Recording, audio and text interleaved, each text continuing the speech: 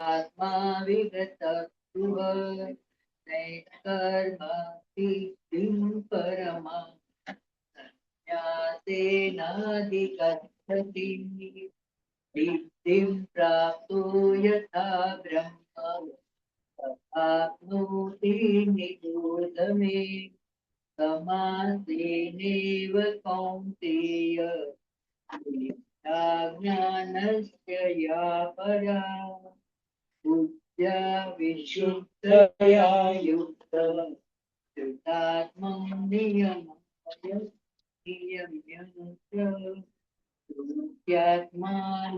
नियम्य च शब्दादीन् विषयान् त्यक्त्वा रागद्वेषौ व्युदस्य च। Okay, very nice. तो हमारी विचार यात्रा में अभी ज्ञान योग उसकी समरी लास्ट टाइम भगवान कर रहे हैं। इसी चैप्टर में भगवान ने ज्ञान योग में समरी ये दूसरी बार की है।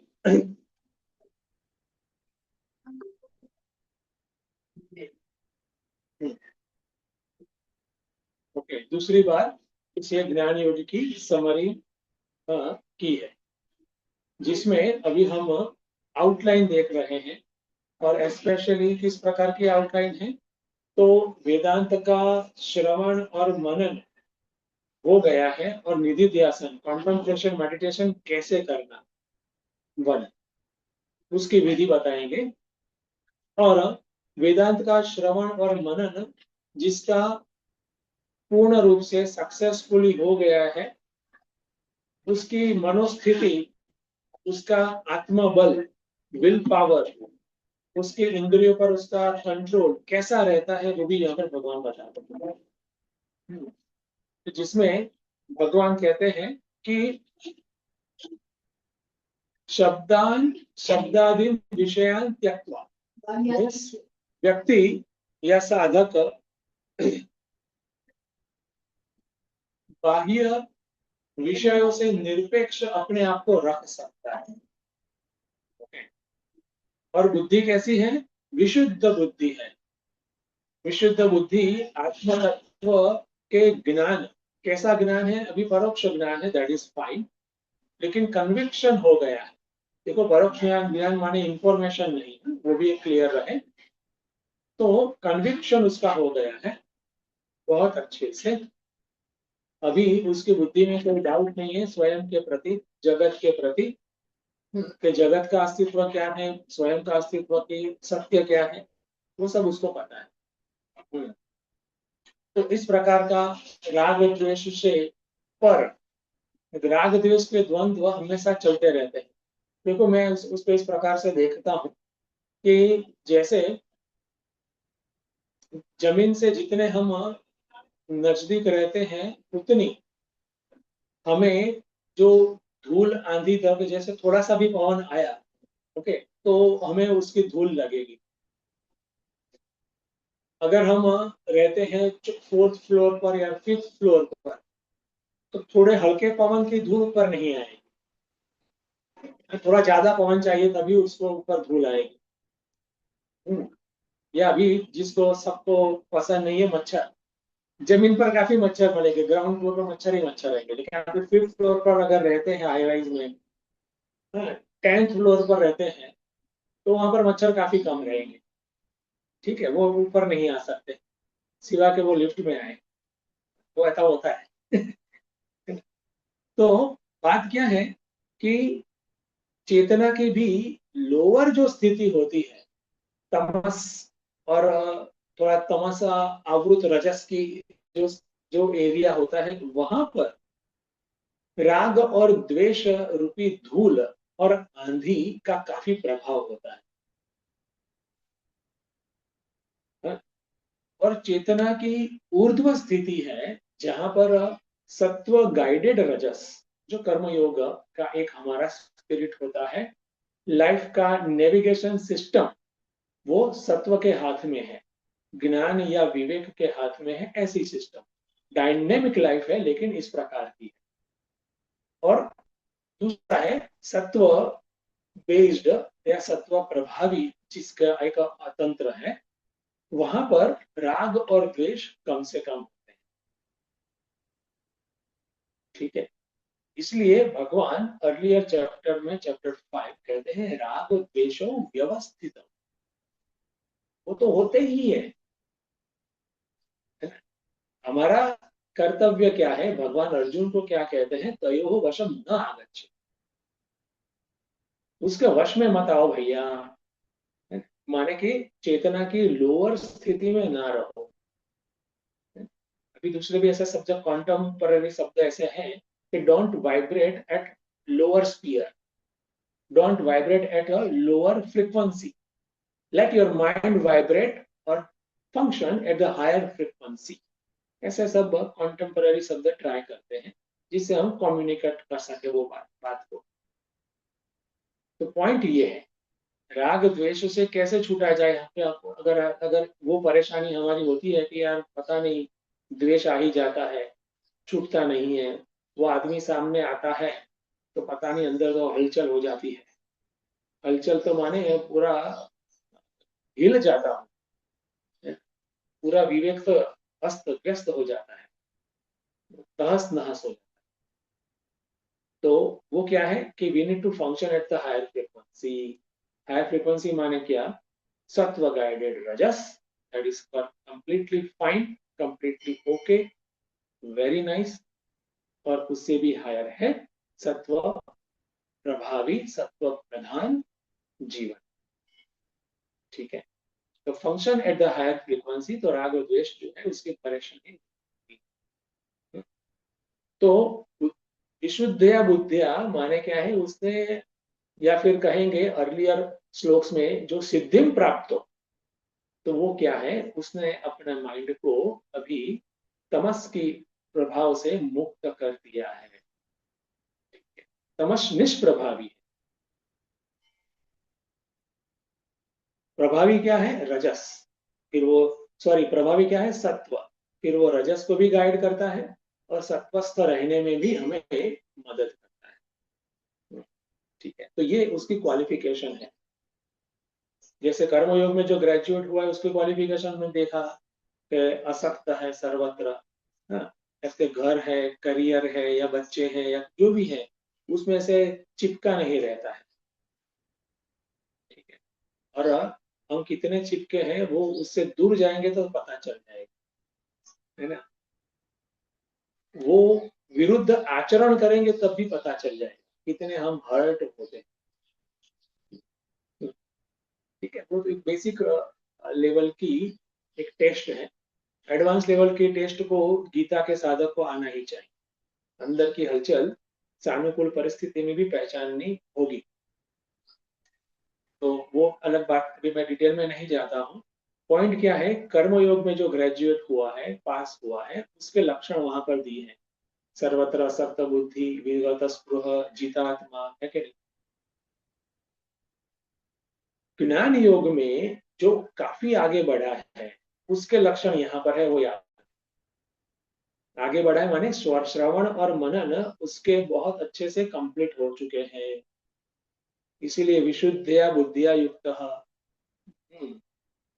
तृतीया आत्मान नियम्य, अभी चेतना या प्रज्ञा की इस प्रकार से स्थिति है जिसको हम दूसरी एक सादी लैंग्वेज में अवेयरनेस कहते हैं। अवेयरनेस एक सादी लैंग्वेज है, याद रहे। प्रज्ञा की स्थिति या प्रज्ञावान होना वो एक प्रॉपर वर्ड है उसका। तो प्रज्ञा की स्थिति में ही, अवेयरनेस की स्थिति में ही उसके कार्यकरण संघात नेचुरल सहज कंट्रोल में रहते हैं। वहां पर सेंस ऑफ कंट्रोल की भी एक लिटरली आवश्यकता नहीं होती है, ऐसी स्थिति। नियम्य माने वो इधर उधर हो रहा है, फिर वो छड़ी दिखाकर लकड़ी दिखाकर उसको सीधा किया, ऐसा नहीं। जागृति ही ऐसी है कि कार्यकरण संघात इंद्रिय, मन, शरीर, वो सब एक प्रज्ञा अनुसारी ही रहते हैं, हैप्पीली हैप्पीली पॉइज्ड रहते हैं। ठीक है, दूसरा एक सादा शब्द। और फिर प्रत्याहार पूर्वक प्रत्याहार कर सकते हैं, राग द्वेष से मुक्त है, उससे पर। देखो, ये ज्ञान योग में जो काफी आगे बढ़ा है, उसकी लायकात, क्वालिफिकेशन यहाँ पर बताई। ऐसे देख, कर्मयोग में ग्रेजुएट हुआ है, उसकी लायकात हमने देखी। कर्मयोग में आगे बढ़ा है, उसकी क्वालिफिकेशन भी वहां से ले लेनी है कि असक्त है काफी जगह, कुछ जगह पर छोड़कर। अगर आगे बढ़ा है कि पूरा नहीं हुआ है होमवर्क कर्मयोग का, तो ऐसा होगा कि कुछ जगह को छोड़कर बाकी काफी जगह पर वो असक्त हो गया है, काफी हद तक जितात्मा हो गया है, काफी हद तक विगत स्पृह हो गया है। कॉन्ग्रेचुलेट योरसेल्फ, बाकी काम पर पूरा करो। फिर जब वो पूरा हो जाएगा, तब ये ज्ञान योग के लिए क्वालिफाइड रहेंगे, फिर ये होमवर्क आना है। ठीक है, क्या? विशुद्ध बुद्धि, प्रज्ञावान हमारी स्थिति, जिससे जिस परिणाम स्वरूप कार्यकरण संघात नियमन में है, राग द्वेष एलियन हो गए, और जब चाहे हम जगत के कनेक्शन को स्विच ऑफ कर सके। ऐसे नहीं, मूड नहीं बन रहा है, कब तक भाई? 4-5 महीने से नहीं ऐसा नहीं होता है। ये लेवल लगा है कि अंदर जाना है तो स्विच ऑफ। तो ये जो इंद्रिया रूपी द्वार है, उसको बंद कर सकता है आदमी। बड़ी बात है ना, ये बड़ी। तो हमें इस बड़ी बात को अच्छे से सुनना है, अच्छे से समझना। कल भी मैंने कहा था, रोड मैप हमारे अंदर बहुत स्पष्ट होना आवश्यक है। अभी गुरुदेव से भी ऐसी बड़ी बातें हम सीखेंगे। हाँ, कल का एक्सप्लेनेशन हो गया था, क्वेश्चन आंसर भी हो गया था। अभी ट्रांसलेशन, और कितने पैराग्राफ है? 3 स्मॉल पैराग्राफ है। तो इसको देखते हैं, translation and first paragraph. Priya,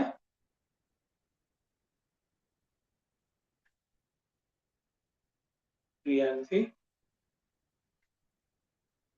okay, Rajni,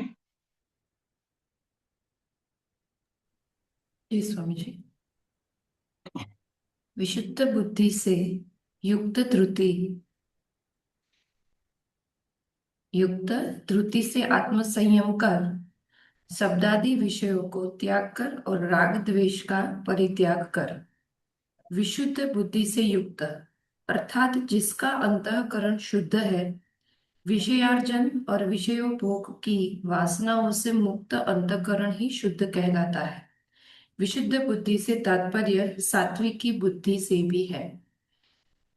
तो यहाँ गुरुदेव हमें जो विशुद्धिया बुद्धिया शब्द है उसके बारे में बताते हैं कि जो ज्ञान योग में आगे बढ़ा हुआ है, उस व्यक्ति की बुद्धि विशुद्ध होती है। और उसको एक तरह से हम सात्विकी बुद्धि भी बता सकते हैं। आपने अभी बताया कि अगर उसमें रजस भी है तो वो सत्व गाइडेड भी है, तो उसकी बुद्धि में सत्व ज्यादा है। और इसका अर्थ एक तरह से ये भी हुआ कि उसका जो अंतःकरण है वो शुद्ध है।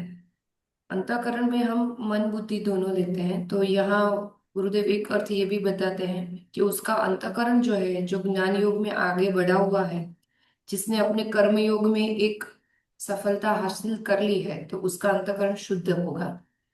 और उसकी क्रियाएं किस तरह से होगी? जो उसकी अंतःकरण शुद्ध है उसका अर्थ क्या है कि जो विषय है उस उसको इकट्ठा करने में या विषय को उपभोग करने में, उसको एंजॉय करने में उसकी इच्छा नहीं होगी या उसकी वासनाएं वहां पे बंधी हुई नहीं होगी, तभी उसका अंतःकरण है, उसको हम शुद्ध बोल सकते हैं। तो विशुद्ध बुद्धि के बारे में गुरुदेव यहाँ इस तरह से वर्णन करते हैं। और अगर आगे भी हमने सात्विकी बुद्धि के बारे में जो बुद्धि 3 प्रकार की बताई थी, उसमें जो सारे ही सात्विकी बुद्धि के लक्षण थे वो भी यहाँ हम अप्लाई कर सकते हैं। हरिओम स्वामी जी, प्रणाम। सरस। ओके, तो मेरे ख्याल से क्लियर है विशुद्ध बुद्धि, शुद्ध। आगे बढ़ते हैं, नेक्स्ट पैराग्राफ। हाँ वीणा बेन।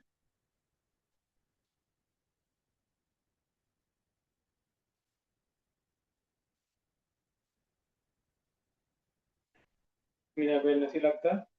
ओके, हाँ तो स्वामी जी लेकिन पढ़ नहीं सकती, ऐसी स्थिति है आंखों की। But no problem. सर्वेंद्रियाणि जरयन्ति तेजः, क्या करे, है ना? सबका है, आपका सिर्फ नहीं। हाँ, तो भी सोनल बेन, यस, सूरत से ही मामला फिट हो।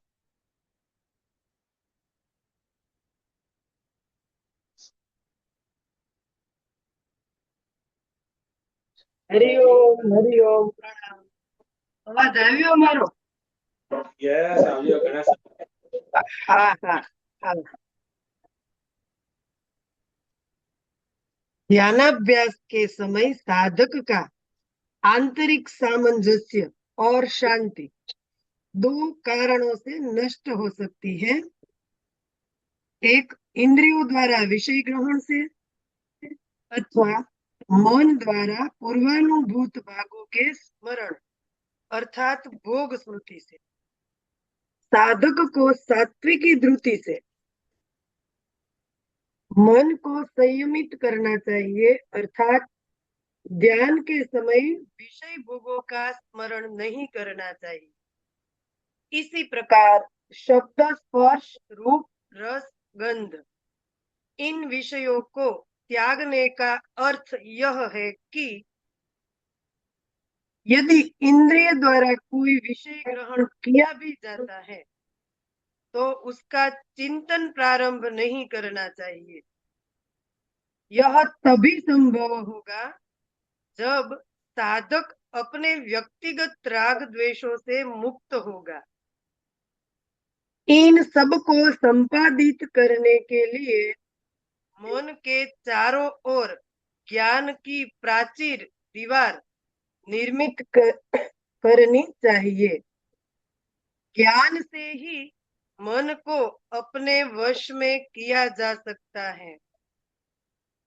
मन संयम और इंद्रिय संयम को क्रमशः शम और दम भी कहते हैं।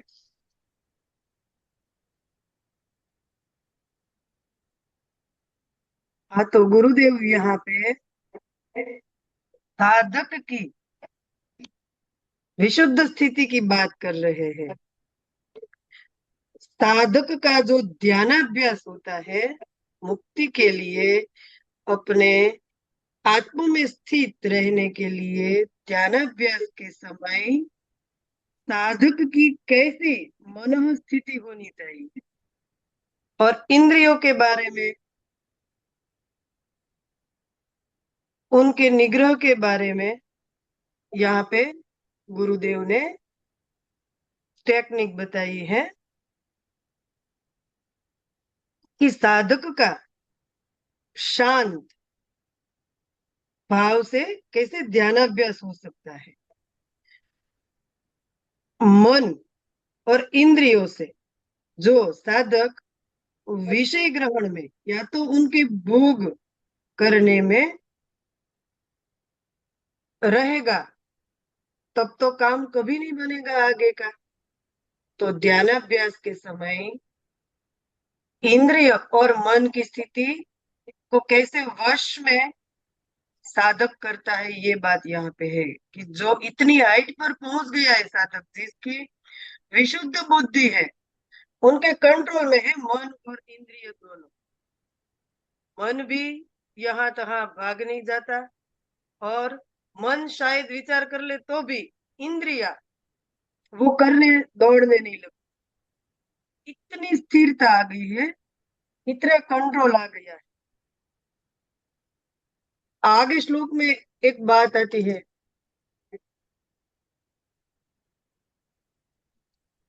जी नहीं, आगे श्लोक में नहीं मगर दूसरे अध्याय में एक बात आती है, मुझे याद आ गई।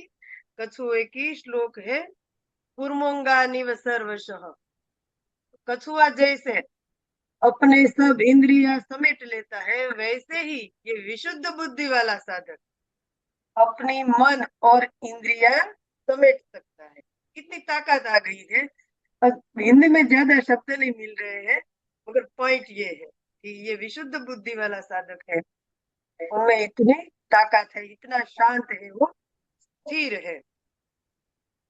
तो इसके लिए क्या करना है, तो गुरुदेव कहते हैं कि ऐसी सात्विकी ध्रुति जिनकी है वो ये यह कर सकता है।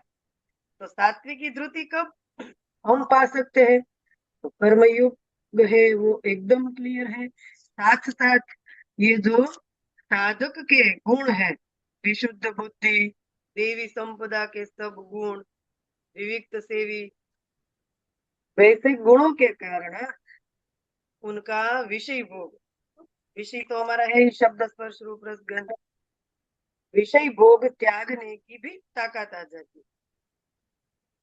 और मन है उनका तो वैसे यही तही विचार करके भाग दौड़ने का जो स्वभाव है, तो वो भी कैसे होता है। तो गुरुदेव कहते हैं कि ज्ञान की इतनी प्रचुर मात्रा मन में भर गई है कि कई जगह से मन भागने की जगह नहीं, चारों तरफ इतना ठास ठास के ज्ञान भर गया है विवेक से। तो ऐसी जो स्थिति है अंतःकरण की, उनका मन भी कहीं भाग दौड़ नहीं करेगा, शांत होके बैठेगा।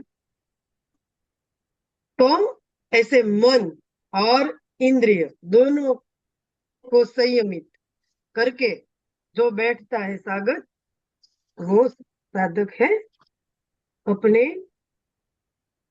आत्मा को, मतलब कि आत्म साक्षात्कार के रास्ते में आगे बढ़ने के लिए लायक है। हाँ, शम और दम कहते हैं, ये भी गुरुदेव ने यहाँ पे कहा है कि हम उसे मनो संयम, शम और इंद्रिय संयम को दम से पहचानते हैं। ये शम और दम की भी स्वामी जी ने कई बार हमारे क्लास में चर्चा की ही है। तो जिसका राग द्वेष से पर है मन, वो ही इतनी विशुद्ध ध्रुति को धारण कर सकता है। और ऐसी विशुद्ध ध्रुति है जिसमें वो साधक अपने ध्यानाभ्यास में सफलतापूर्वक अपने मोक्ष या तो आत्म साक्षात्कार कर लेता है। हाँ जी स्वामी जी, हाँ हरिओम। हाँ, हरिओम। आपने तो पूरा एक बिग सर्कल लगा दिया है।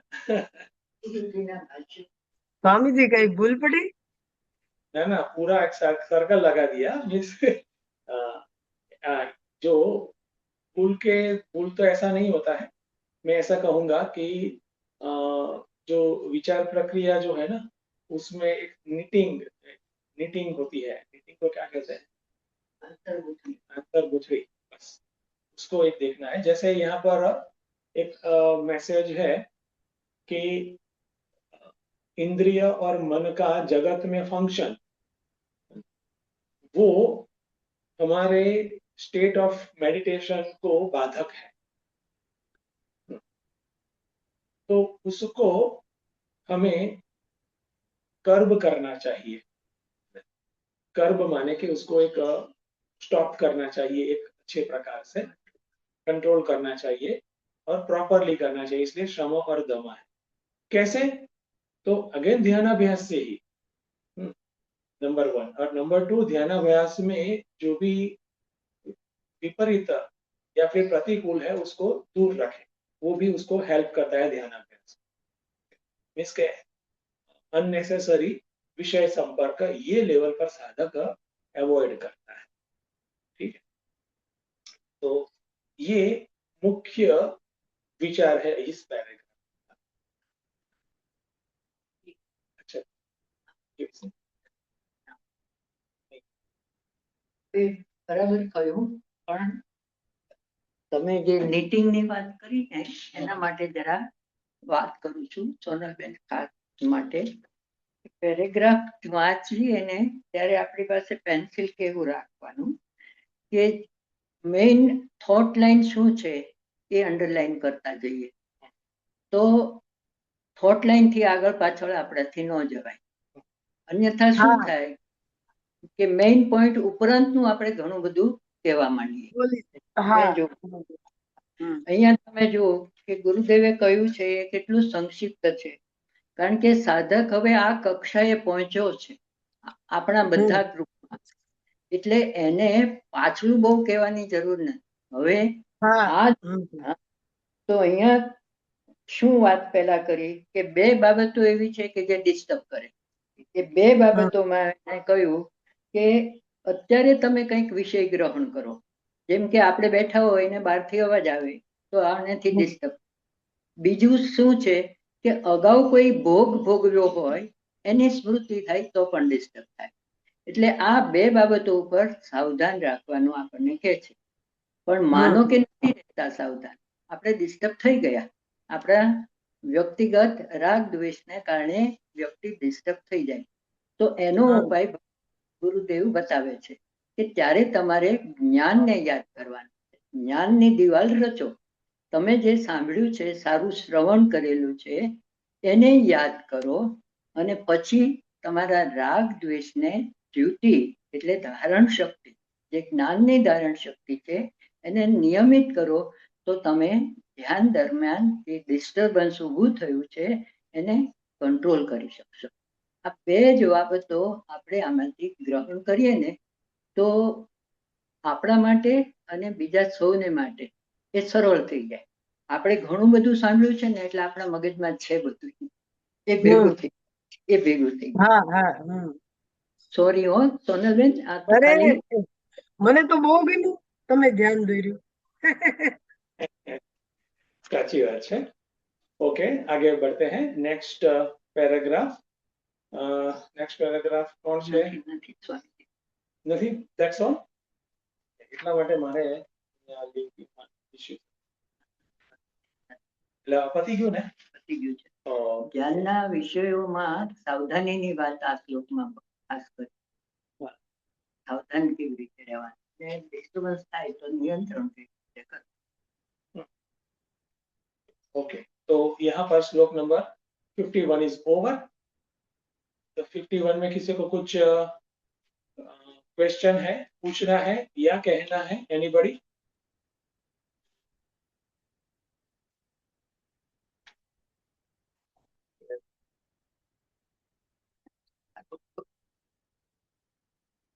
ओके, સ્વામીજી હરિઓમ. हाँ सोनलबेन. હા સ્વામીજી, અહીંયા કર્મયોગની સિદ્ધિની બાદ જ્ઞાનની વાત કરે છે ભગવાન. કર્મયોગ રિપીટ કરશો? હા રિપીટ કરું. કર્મયોગ થી જે સિદ્ધિ મળે છે એ જ્ઞાન યોગી માટે રેડી છે એમ ભગવાન વાત કરે છે ને? ના ના, ખ્યાલ ના આવ્યો મને. કર્મયોગ થી જે સિદ્ધિ મળે છે એ જ્ઞાન યોગી માટે રેડી છે એવું કીધું તમે? હા જ્ઞાન મેળવવા માટે. ના ના ના, આ કર્મયોગનું જે લેવલ છે ને એ પાર થઈ ગયું છે, અને જ્ઞાન યોગમાં પણ એક આગળ ઘણી સારી એને કક્ષા પ્રાપ્ત કરી છે એની વાત છે. તમને સાદી કહું તો એને 12મું પાસ કરી લીધું છે, વિચ ઇઝ કર્મયોગ ગ્રેજ્યુએશન, અને કોલેજમાં પણ એને સેકન્ડ યર પૂરું થઈ ગયું છે. ઓકે, એનાથી આગળની વાત.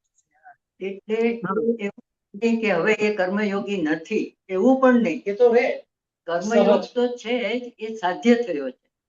કર્મયોગની કક્ષા સુધી એને છે, એટલે કર્મયોગમાંથી બહાર નથી.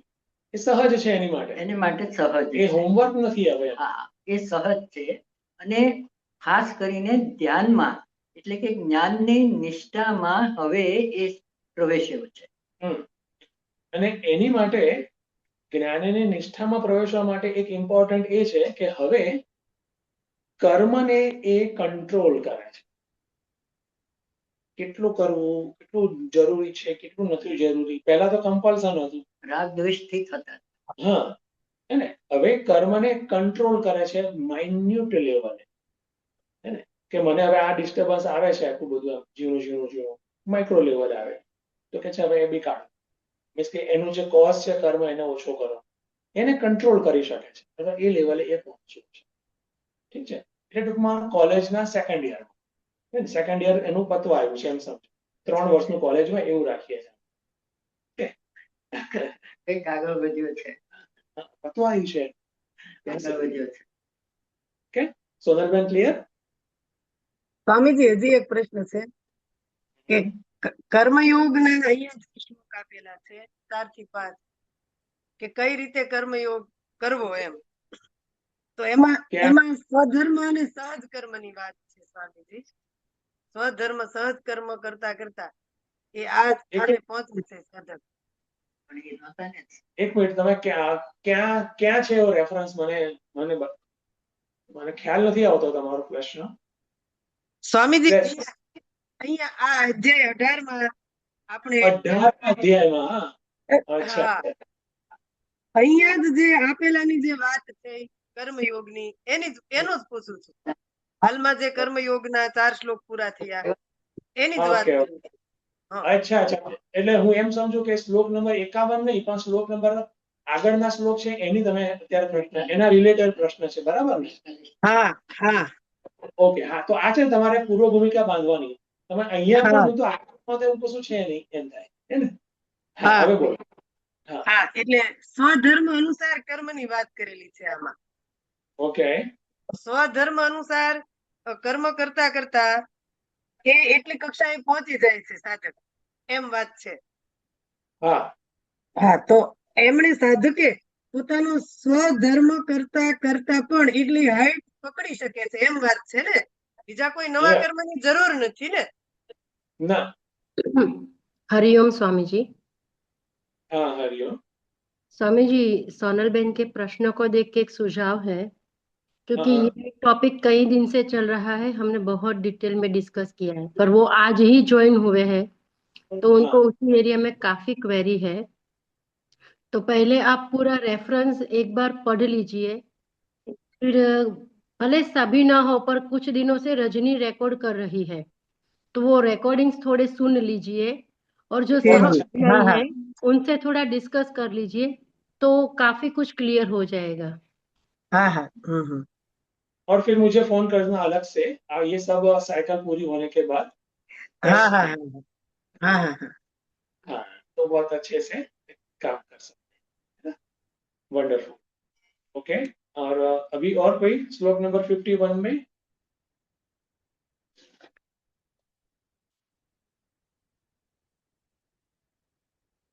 ओके, तो वेरी नाइस। आगे बढ़ते हैं तो फिर श्लोक नंबर 52। श्लोक नंबर 52 में आगे बढ़ते हैं। किसको दिया गया था? स्वामी जी, मुझे दिया गया था प्रिया। शंकर भाष्य। शू बोली? क्लियर नहीं है आपका, आपकी आवाज क्लियर नहीं है प्रिया बेन। शंकर भाष्य शंकर भाष्य। हरिओम। अच्छा अच्छा, 51 का शंकर भाष्य। ओके, तो कौन बोलेगा? प्रिया, डू यू हैव? और नहीं, वो तो मैम है ना।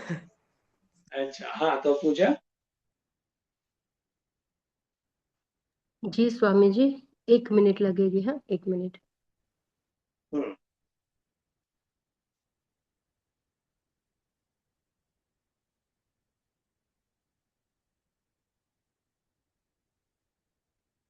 ये भगवान की उपदेश प्रक्रिया है ना, उसकी विवक्षा माने कि ये क्या कहना चाहते?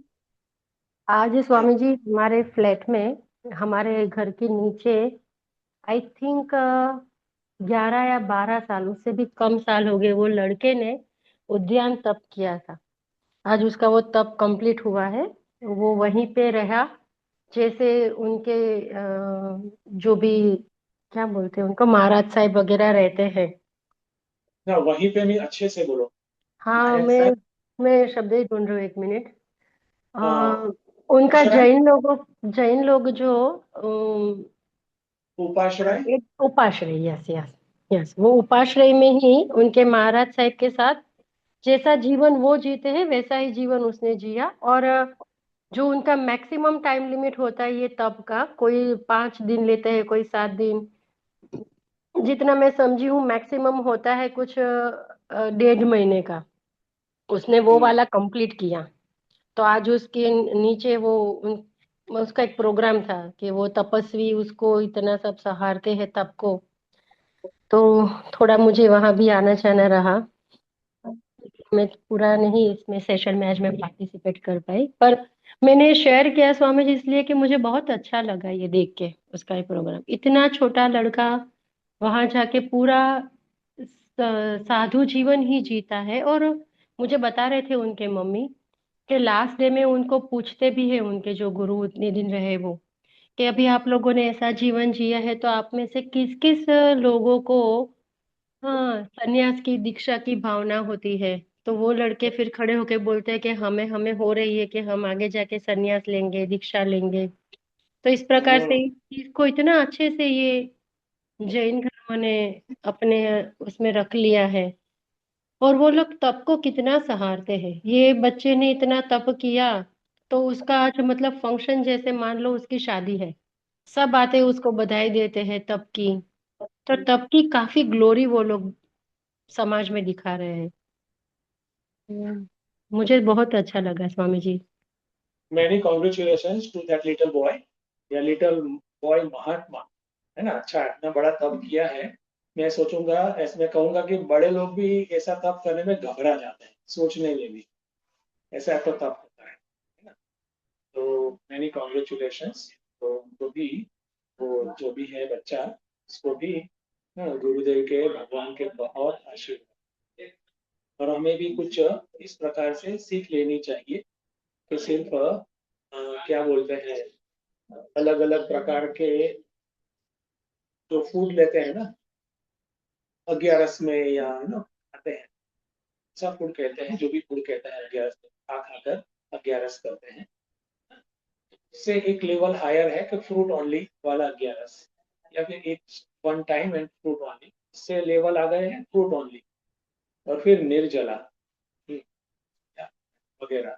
तो उस लेवल के अलग अलग जो तप है, 1 डे के, 9 डेज के वगैरह, हमारे हिंदू धर्म ने में उसको अच्छे से समझे, उसका वैल्यू भी करें और उसको फॉलो भी करें।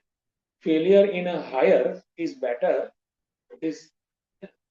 Then success in a current, lower success in lower. ठीक है, तो वो भी हमारे अंदर स्पष्ट है। ठीक है, तो ये इंस्पिरेशन लेनी है आजू बाजू जहां से हमें मिले। Yes, wonderful. Matter of fact, मुझे एक न्यूज इस प्रकार से मेरे पास आया था कि सूरत में ही कोई एक डायमंड मर्चेंट थे, डायमंड मर्चेंट है। उसका एक लड़का 18 इयर्स का हुआ और उसने संन्यास दीक्षा ली। जैन धर्म, जैन फैमिली था, तो जैन धर्म में उसने संन्यास लिया 18 इयर्स का बच्चा। तो उसने भी इस पास्ट में, इस वही लाइफ में, पास्ट में ऐसे इस प्रकार के तप, बुद्धियान तप आदि अलग अलग तप किए ही होंगे, तब जाकर वो लेवल पर आ सका। वंडरफुल।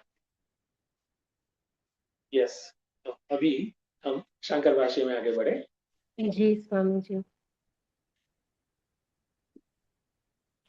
बुद्ध्या विशुद्धया युक्तः धृत्यात्मानं नियम्य च शब्दादीन् विषयान् त्यक्त्वा रागद्वेषौ व्युदस्य च। बुद्ध्या अध्यवसायात्मिकया विशुद्धया मायारहितया युक्तः सम्पन्नः धृत्या धैर्येण आत्मानं कार्यकरणसंघातं नियम्य च नियमनं कृत्वा वशीकृत्य शब्द आदिः येषां ते शब्दादयः तान् विषयान् त्यक्त्वा सामर्थ्यात् शरीरस्थितिमात्रान् केवलान् मुक्त्वा ततः अधिकान् सुखार्थान् त्यक्त्वा इति अर्थः।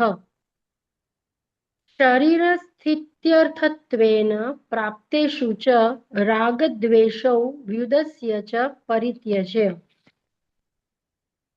विशुद्ध कपटरहित निश्चयात्मिका बुद्धि से संपन्न पुरुष धैर्य से कार्य कारण के संघात रूप आत्मा को ब्रैकेट में शरीर को संयम करके वश में करके शब्द आदि विषयों को अर्थात शब्द जिनका आदि है ऐसे सभी विषयों को छोड़कर प्रकरण के अनुसार यह अभिप्राय है कि केवल शरीर स्थिति मात्र के लिए जिन विषयों की आवश्यकता है उनसे अतिरिक्त सुख भोग के लिए जो अधिक विषय है उन सब को छोड़कर तथा शरीर स्थिति के निमित्त प्राप्त हुए विषयों में भी राग द्वेष का अभाव करके त्याग करके फिर नेक्स्ट श्लोक शुरू होगा उसके बाद ऐसे, क्योंकि ये जैसे मोनिका बहन ने बताया था ना, ये सारे एक दूसरे से कनेक्टेड है,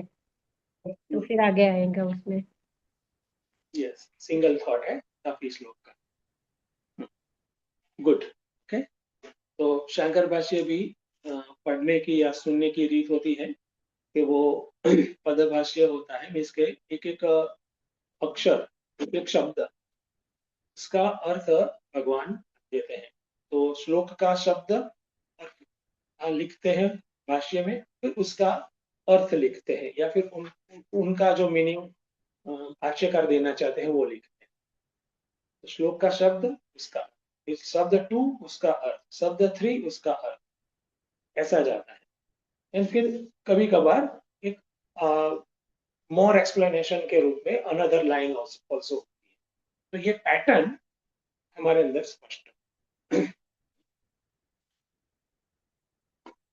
ओके, तो अभी श्लोक नंबर 52 उसमें प्रवेश करते हैं। यस प्रिया। जी स्वामी जी। विविक्तसेवि लघ्वाशी यत्वाक्काय मानसः ध्यानयोगपरो नित्यं वैराग्यं समुपाश्रितः। ओके, क्या है चैंटिंग में, क्या करेंगे, थोड़ा चेंज। यत्वाक् काय मानस ध्यान। तो आधा है या पूरा है? नित्यम, नित्यम। अरे मैंने तो बोला तलवार का तो, आधा है या पूरा है? आधा है, आधा आधा आधा आधा है स्वामी जी। नित्यम किस में, आप कौन से शब्द में बोल रहे हैं? नित्यम में ही ना? NO। यत यत वाक्य यत काय मानसः। यत वाक्य काय मानसः। यत वाक् काय मानसः। यत वाक् काय मानसः। ओके, तो ऐसा आएगा, यत वाक्काय मानसः, यत। जी जी। और विविक्त सेवी लघ्वासी, तो वहां का दोनों दीर्घ है, ठीक है जी स्वामी जी। तो राग एकदम कंप्लीट बनेगा भी सही। तो जी ओके, स्वामी जी, इस श्लोक में भी मुझे कुछ नहीं करना, एज इट इज ही है। विविक्त सेवी लघ्वाशी, लघ्वाशी को अगर हम सेपरेट करें तो मुझे लगता है लघु प्लस अशी ऐसा होएगा। वो थोड़ा मैं भी सोच रही थी। फिर यत वाक काय मानसः, ये समास ही है ऐसे, और इसमें सेपरेशन बस यत वाक, वाक तो वो हलंती है क, काय मानसः, ध्यान योग परः नित्यम वैराग्यम सम उपाश्रितः। हम्म। वहाँ पर म पूरा रहेगा, सम। हाँ नहीं, वो सम, हाँ सम उपाश्रितः। वो अभी हैबिट नहीं है ना कि ये हलंत है तो वो आधा करना है कट करना है वो थोड़ा। ओके, तो ये हो गया पदच्छेद। किसी को कुछ कहना है? ओके, अभी अन्वय करते हैं।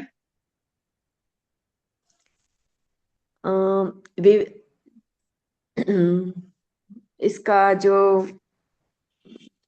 विविक्त सेवी लघ्वाशी यत वाक काय मानसः ध्यान योग परः नित्यम वैराग्यम सम उपाश्रितः। फिर वैसे ही जो 53 श्लोक में से ले सकते हैं, ब्रह्म भुवाय कल्पते।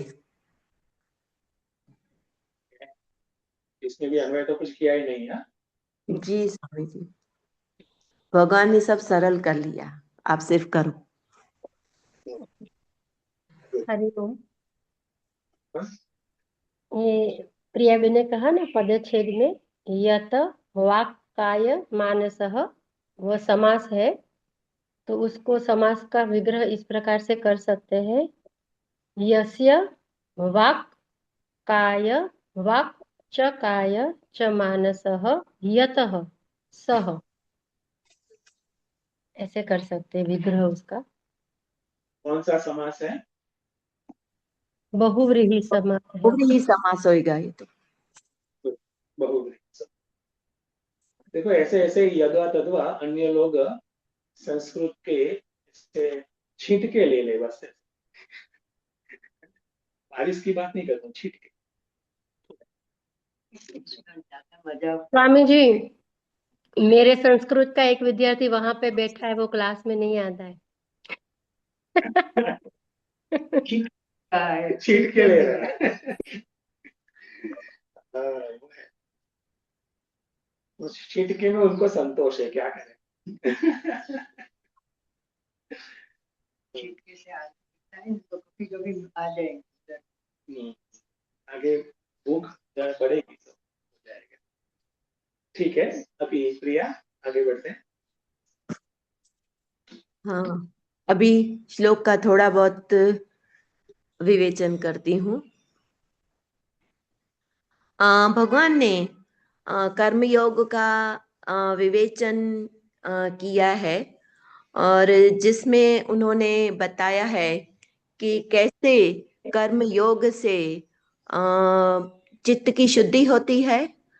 यहाँ पे चित्त की शुद्धि यानी कि क्या, कि जिसका मल और विक्षेप जिसके मन में से निकल गए हैं, उस साधक जो है कर्मयोग के माध्यम से वह अधिकारत्व उसे मिलता है, उसको सिद्धि मिलती है, और वह सिद्धि को प्राप्त हुआ आगे बढ़ता है।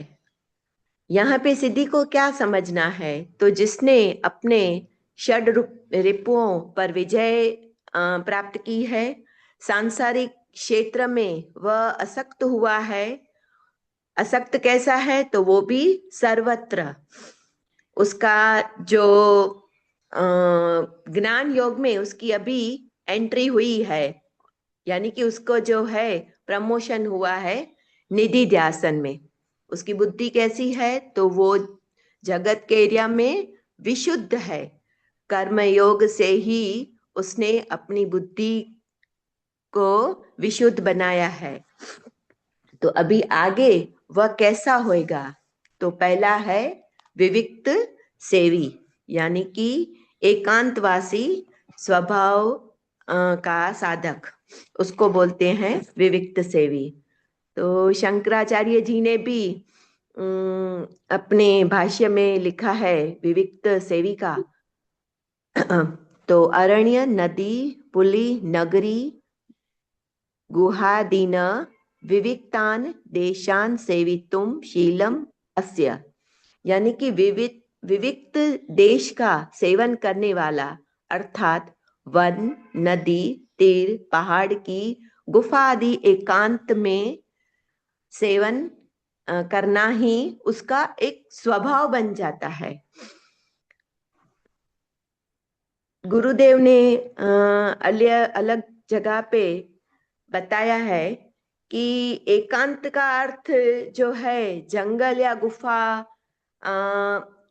तो हम करेंगे ही, लेकिन बाह्य विषयों से जिनका मन विमुख हुआ है, तो तभी वह जो साधक है वो घर का अगर एक कोना भी पकड़ ले तो भी उसके लिए वह ध्यानाभ्यास जो है वह उत्तम हो सकता है। निधिध्यासन जो है वो उत्तम तरीके से हो सकती है। वास्तविक एकांत तो तभी प्राप्त होता है जब मन विषयाभिमुखी प्रवृत्तियों, उसकी जब मन की जो है वो क्षीण हो जाती है और मन इच्छाओं से उसका जो टोटली पूर्ण हो जाता है, तभी उसका जो है वो सही तरीके से चिंतन कर सकता है। वरना तो भारी अगर वह जंगल में भी जाता है, भगवे कपड़े पहनता है, लेकिन मन जो है उसका जो विषय में ही चिंतन करता रहता है। फिर नेक्स्ट आता है, लेकिन सॉरी नेक्स्ट साधक जो है इसने ये जो क्वालिटी सेवन कर ली है, उसका स्वभाव ऐसा ही होता है कि हमेशा वह ब्रह्मण का विचरण में ही वह रहता है। लघ्वाशी, वह मिताहारी होता है। ज्यादा खाने से मनुष्य में आलस्य, प्रमाद वगैरह दुर्गुण आ जाते हैं।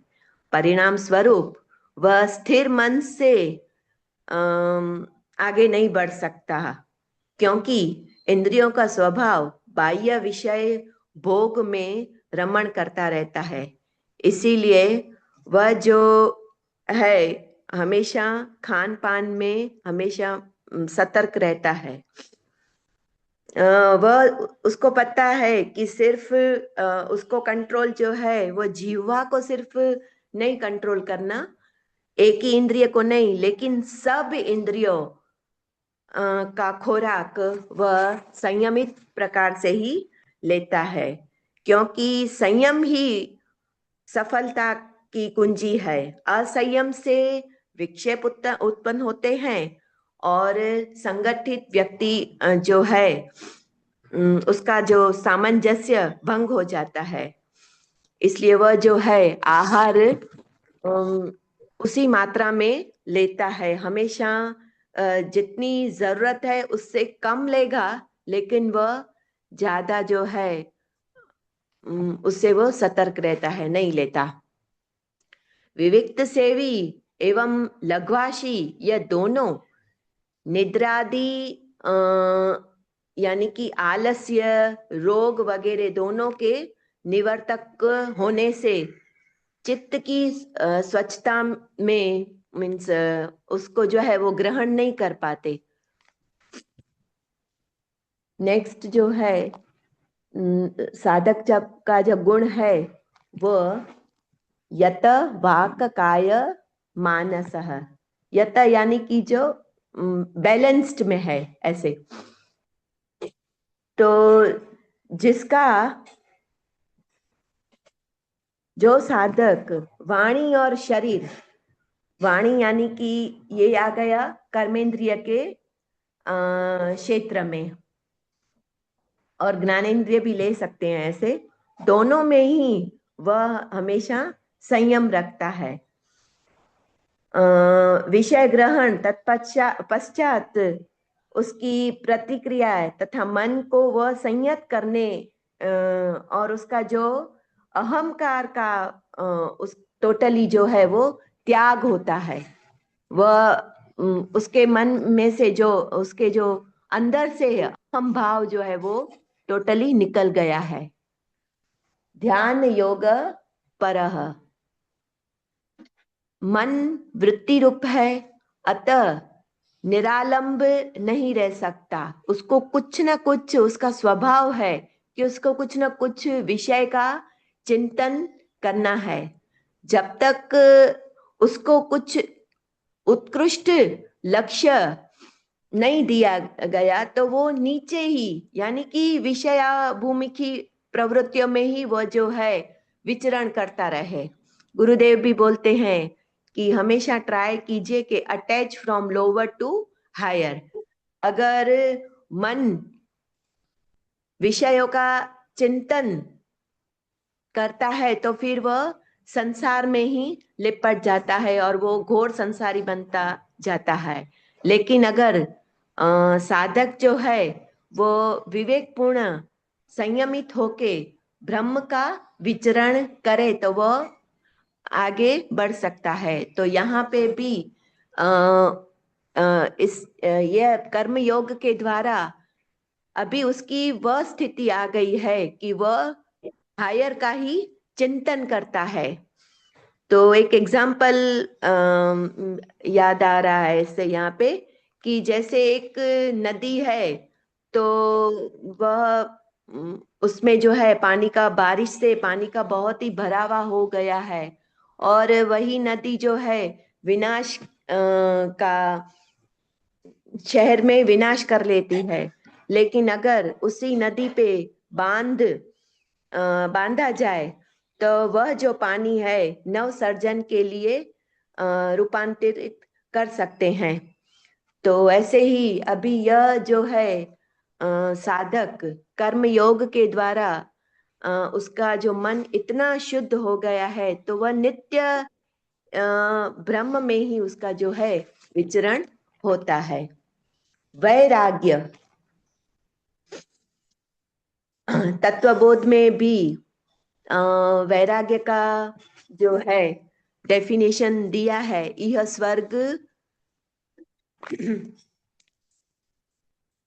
स्वर्ग भोगेशु इच्छा राहित्यम, यानी कि इस लोक में और परलोक में कर्म फल का उपभोग की जो है उसमें विरक्ति आ गई है, उसको बोलते हैं वैराग्य।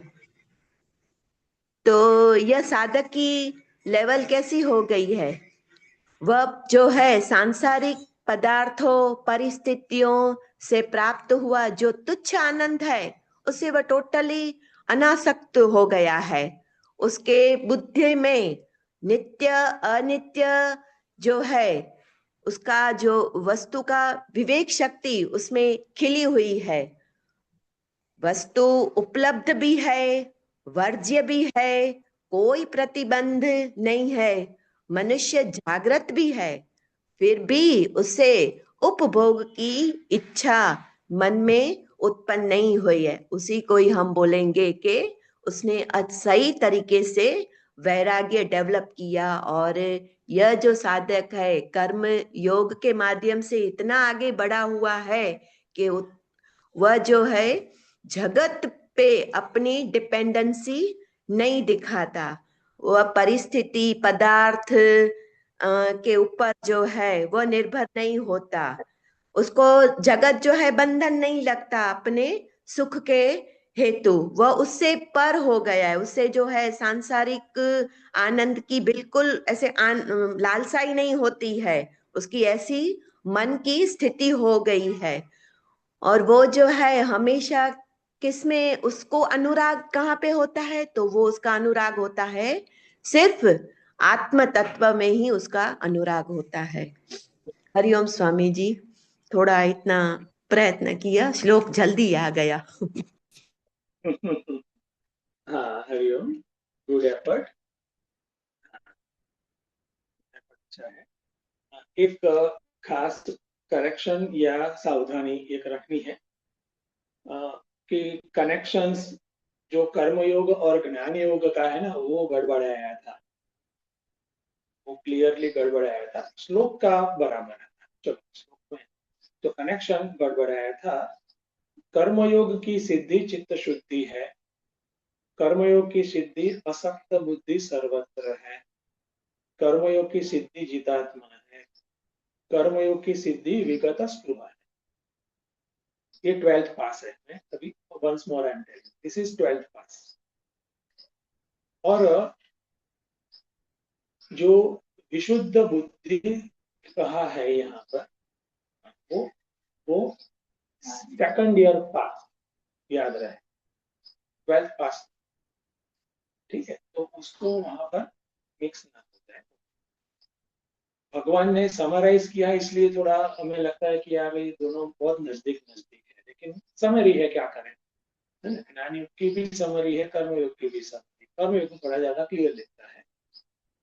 तो ये विशुद्ध बुद्धि कर्मयोग से नहीं, लेकिन श्रवण और मनन के सक्सेसफुल इम्प्लीमेंटेशन से आती है, ठीक है। बुद्धिया विशुद्धिया जो है ना, ये जो शब्द है श्लोक नंबर 52 में, यत् वाक् काय मानसः, वो भी ज्ञान से ही आता है। ज्ञान से तो सही वो है, सभी वो जगह कर्मयोग से का, नहीं। हाँ, हाँ, कर्मयोग का स्टेप्स अभी चला गया, अभी चला तो गया, ऊपर है, यस। अभी ऊपर। हाँ, तो देखो कर्मयोग के लेवल में भी यत काय वाक मानस होता है, लेकिन यहाँ पर हायर लेवल का यत वाक काय मानस है, सहज हो गया अभी। सहज हो गया है। जैसे कुर्वंगानि व इंद्रियाणि, है ना, जैसे कुर्म का जो होता है चैप्टर 2 में, वो सोनल बहन ने भी एग्जाम, ठीक है। तो ये एक सावधानी रखनी है कि कर्मयोग की सिद्धि अलग है, और ज्ञान योग में अभी श्लोक नंबर 51, 52, प्रवेश हो रहा है। 53, 54 उसमें बात करते हैं। और श्रवण और मनन ये दोनों हो गए, सक्सेसफुली फिनिश्ड, ऐसा कहा गया है, ऐसा समझना है। इसलिए मैंने उसको बताया था कि श्रवण मनन हो गया है, जिसका सक्सेसफुल, उसकी बुद्धि विशुद्ध होती है। क्योंकि समरी है, इसलिए भगवान थोड़ा फास्ट फॉरवर्ड में बता रहे हैं, ठीक है। तो प्रोसेस ऑफ क्या, थर्ड ईयर TY निधिध्यासन। तो निधिध्यासन के लिए जो रेडी या एलिजिबल व्यक्ति है, उसका स्टेट ऑफ माइंड कैसा होता है, इसके लक्षण क्या है, फिर वो क्या करेगा, विविक्त सिद्धि वगैरह, ठीक है। लास्ट में बताया है ना कि ब्रह्म भूया एक कल्पते, तो उसका मीनिंग ये हुआ कि ये प्रोसेस में आगे जाते जाते ब्रह्म भूया एक कल्पते, तो process already started. Process already started, 3 साल की प्रोसेस है, 2 साल कंप्लीट हो गए, थर्ड ईयर की प्रोसेस चालू। तो उसमें क्या करना है आदमी, ये करना है, कैरेक्टरिस्टिक को समझना है, ठीक है। तो आउटलाइन पॉइंट ऑफ व्यू ये क्लियर रहे, श्लोक के जो अर्थ है, मीनिंग है, उसको इस प्रकार से हायर कॉन्टेक्स्ट में धारण कर लेंगे। ये गुरुदेव ने भी ज्यादा नहीं लिखा, नहीं लिखा है, नहीं लिखा है, अभी स्टेटस बदल गया है। Yes, good, okay. तो हमारा टाइम का भी स्टेटस बदल गया है ना, यस। अभी तो आरती भी करनी है, तो क्विकली विल डू आरती। कुछ क्वेश्चन वगैरह है अभी, मुझे तो कहना बाकी है, वो कल देखिए। हाँ स्वामी जी, कल पूछूंगी। हाँ कल आप लिख दो, जो भी है लिख दो, जिससे वो मेमोरी में से पेज में आ जाए।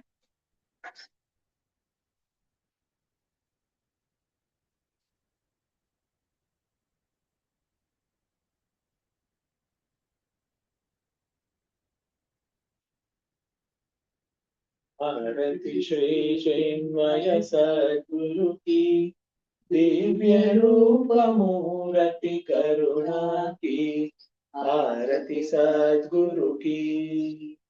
चरणों में उनके शांति समाये, शरणागत की भ्रांति मिटाए।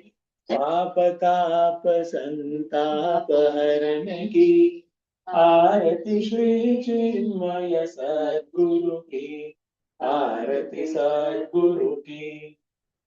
वेद उपनिषद गीता को गाया, धर्म सनातन फिर से जगाया। शुद्ध नीति प्रीति शंकर की, आरती श्री चिन्मय सद्गुरु की, आरती सद्गुरु की। सिद्ध बारी की तपो भूमि में, नित्य विराजे गुरु हमारे।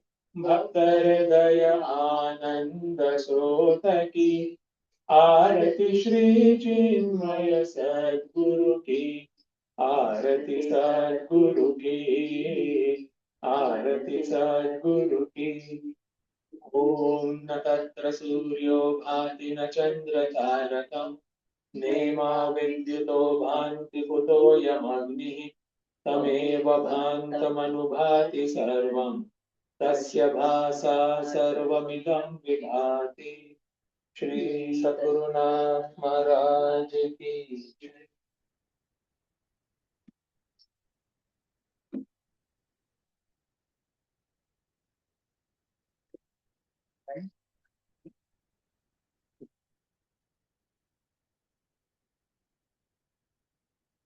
ओम पूर्णमदः पूर्णमिदं पूर्णात् पूर्णमुदच्यते, पूर्णस्य पूर्णमादाय पूर्णमेवावशिष्यते।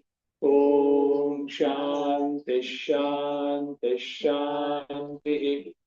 हरि ओम श्री गुरुभ्यो नमः। हरि ओम। ओके, आज का सेशन समाप्त होता है। कल फिर से मिलेंगे।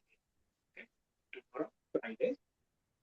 Okay, everybody, आवजो। हरि ओम। हरिओम, जय श्री कृष्ण। हरिओम स्वामी जी, हरिओम, प्रणाम। प्रणाम स्वामी जी। प्रणाम स्वामी जी, हरिओम। हरिओम, प्रणाम स्वामी जी। हरिओम स्वामी। हरिओम।